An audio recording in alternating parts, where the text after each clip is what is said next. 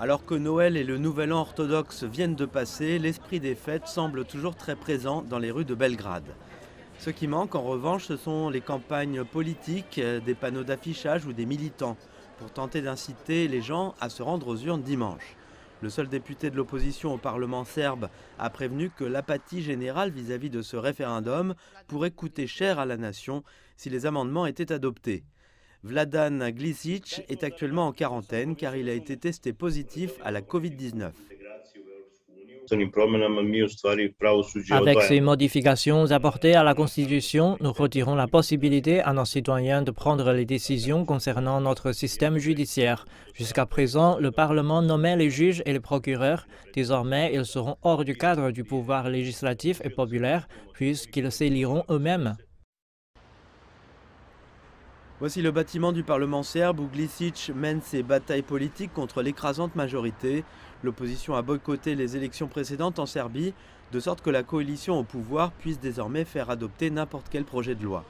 Et dans le cas de ces changements constitutionnels, la majorité a également reçu le plein soutien de l'Association des juges de Serbie. Leur présidente a rejeté les affirmations selon lesquelles le Parlement et le peuple ne pourront pas contrôler le pouvoir judiciaire après le référendum. Le Parlement ne sera pas privé du droit d'influencer le pouvoir judiciaire parce qu'il adopterait les lois à partir desquelles le pouvoir judiciaire fonctionnera. Il formera les tribunaux, adoptera les lois régissant le cadre procédural, tandis que les tribunaux et les procureurs suivront ces règles adoptées par le Parlement. La juge a également souligné que les changements ne suivaient pas uniquement les directives de la Commission de Venise, mais étaient établis spécifiquement pour la Serbie. Ces derniers mois, la Serbie a été secouée par des manifestations généralisées contre les changements constitutionnels envisagés, ainsi qu'une loi d'expropriation qui aurait permis à l'État de revendiquer plus facilement des terres privées. Ces manifestations et les blocages ont forcé le président serbe à retirer la loi en question, mais les modifications constitutionnelles sont restées en vigueur.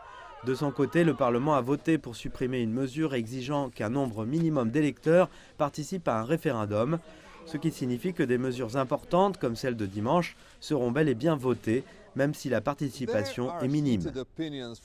L'opinion est divisée concernant les changements constitutionnels, mais ce qui manque dans l'équation, ce sont bien les électeurs.